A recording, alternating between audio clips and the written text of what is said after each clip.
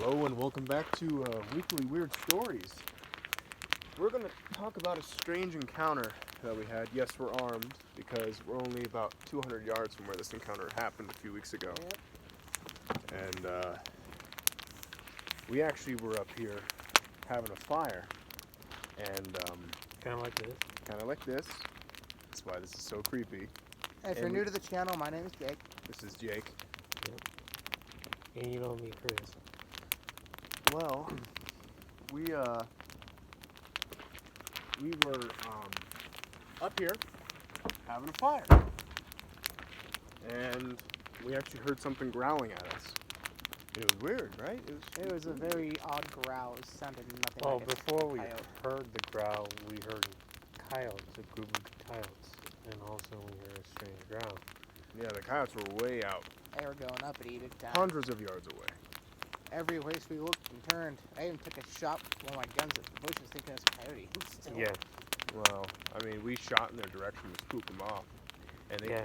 Until we heard that strange humanoid. Oh, that growl sounded very human, but very animal at the same time. Yeah, and that's when I asked Jay to borrow his 17 to shoot at it. Because I don't want to use my Carcano to scare it off. Yeah, I got my Carcano, and I'm loaded. I got the barrel pointing behind in case something runs up. I'll point blank shoot it in the chest or the face. Yep. But we were there, and it was odd because we heard this growl, and we shone our light, Yeah. looking for eye shine. And we went out and investigated, right? Yeah, these two investigated the scene. I stayed by the And fire to There was avoid nothing to any indicate that trouble. something had been there freshly. Yeah. There were coyote Old. scat out there, old tracks. Yeah, old tracks, but no new tracks. Nothing to indicate that something was as close as we heard it. And there was still snow during that. I mean, on the ground during that. Yeah, it was hard snow too. It was the hard kind of snow. Well, The same night we got stuck. that was. Ugh, that But was we're not going to terrible. talk about that part. No. We're going to talk about our half of the experience. Yeah. We all had that weird feeling, like, you know, the feeling where you're looking over your shoulder. Like, before we left, didn't I said I saw a orb of light? Yeah, you did see an orb of light similar to what we saw when we were camping. In fact, what you saw when you described it to me was the same exact thing that I saw flying behind you. Yeah, I was like, is that an orb of light over there? Yeah, he saw this white ball of light just shooting through the sagebrush. Mind you, it was a bright moon, but it definitely wasn't a moon. Now, mind you, this was also on radar, which is right there. And there's a lot of spooky stuff that happens up here. So, you know, with all of us actually putting our story together. Mom, they're not gonna know what radar is until. No, they know from other video. Oh, okay. And we were there on radar, and we hear the coyotes going, and there's somebody camped up on the hill, and we heard the growl after being there for a while, and it was weird. Mm-hmm. We didn't find anything, so we went back to camp, and we chilled there for what, an hour? Yeah. We were also cooking some Yeah, we were cooking some brats. brats and eating chips and drinking some pomegranate And the juice. wind picked up after we heard that. Yeah, because it was actually a really peaceful night up there. It was pleasant until the wind started kicking up, and then the coyotes went uppity. Well, yeah, the coyotes were going crazy after that, but after we heard that growl, the wind started picking up like crazy. Yeah, it was freaky. It was freaky. Maybe coincidental, but freaky still. And we saw this pickup truck flying down the road. They were booking it. I don't know if they were racing. It was the only ones that we saw. And they were going fast. Like, they were going, what, 70? They were gunning down Isn't the that hill. like a different day that we saw the pickup? Nope. Yeah, it was. No. No, this is the This one- pickup we saw that night. It was on the road. Going down Main Road. Oh, And they were booking it. yeah. And I thought to myself, I'm like, well, they could just be, you know, young adults just racing down the road, or maybe something spooked them. And after a little while, you know, after looking over our shoulders and everything, you and I heard the scream. Yeah. You want to tell them what that scream I sounded like to couldn't. you? I couldn't hear it. I just heard can't the really growl. describe it. It's just, Well, we heard a scream that I've heard a couple times in my life. yeah, you're more likely to do it than I can. And only heard it one time. I couldn't hear anything. The scream that I heard, I've actually heard several times, and it sounded something like a human screaming at first, but then the scream turned into something more animalistic.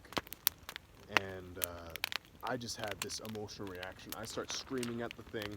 I had my 32 on me, and I had my You were tomahawk. threatening to fight. I was threatening to fight it. I literally called it out. I called it out because I wanted to fight the thing. I just had this emotional reaction because this same sound that I've heard a couple times when I left before that point, has given me nightmares. Mm-hmm. And so I just had this angry reaction to this thing. Yeah. And you recall it started coming closer after that. You said you heard a growl again after that. I just heard the yips of the coyotes. No, No. he said he heard a growl when we were getting out, when we were getting ready to go. No, I didn't. Yeah, No, you it did. was the over light that I saw going on. Oh, well. I remember you mentioning that you thought you heard something, you know, the direction that we'd heard the growling for the first time, after, like, I yelled at this thing. Yeah. Now, mind you, when I heard the thing, and Chris and I both heard it, there was this sense that I've gotten before. You get it in the pit of your stomach, you get it in your solar plexus, and it's this feeling that when something's wrong, when something's not right, it's like that sixth sense, and you have the hair on the back of your neck raise on end, and something in your gut tells you that this is wrong. I've actually gotten the same feeling when I talk to people who I don't even know, and they start talking to me about something, and something in my gut tells me to run away from them. Because they're either trying to scam me, they're trying to steal something from me. But I had the same feeling, but worse. We're the point where it made me sick. And we both heard that. And we both had that feeling. Now mind you, I went up there the next day with Jory, right? We were talking to a guy who was camped up there, and he told us the night that we had that encounter, he saw 3 orange lights flying. Actually, I was with you too Not- that day. Yeah, not too far from where we were. And I said, hey, that's strange. Jory and I had a orange light encounter. I'm like, that's very interesting. But the thing is, all this stuff happens in radar. The orange lights, the sounds, the keys being swapped. I wonder if it's all connected. Yeah. Not to mention, I don't think I told them. I may have said something earlier. When Nicholas, when his grandpa died, you see his grandpa worked up there during the Cold War. He was actually an engineer in the Air Force. And so, he grabbed his dad by the wrist on his deathbed. And he leans up and he says, this is what Nicholas told me. He said to me, his grandpa said, what they, not we, what they buried at radar will kill us all one day. I don't know what that means. I don't know if they're talking about a weapon. I don't know if they're talking about an entity. I mean, this was the Cold War we're talking about. A whole bunch of strange stuff was going on. But the thing is, where this went on is in the same proximity of all these strange things that we've encountered. Yeah. And so, I wonder if there's some connection. No, I'm thinking Harney County might become a cluster here soon. Well, we got some clusters close. Yeah. You do have close. I might have shifted over here because clusters become one that they're kind of like a portal type of connection. I don't know. There's so many theories, but I dare say that it's something that we're not going to understand anytime soon. Well, anyway, thank you for joining us for Weekly Word Stories, and thank you for bearing with us through our Mandela effect and trying to get this thing sorted out. Yeah. And given when this happened, our adrenaline was really high. Like, we yeah. were really on edge. So we were. weren't. There are things that maybe we would have done that I wouldn't remember, like how I fiddled with my tomahawk, but I just don't remember doing that because I was such a high amount of stress. Oh, there's a car going. I can hear him. Yep. So do I. But thank you for joining us for Weekly Word Stories. We will see you next week for episode 5. And we'll have a good story to tell you. We got quite a few. Like and subscribe. Yeah, like and subscribe. And we'll see you next week.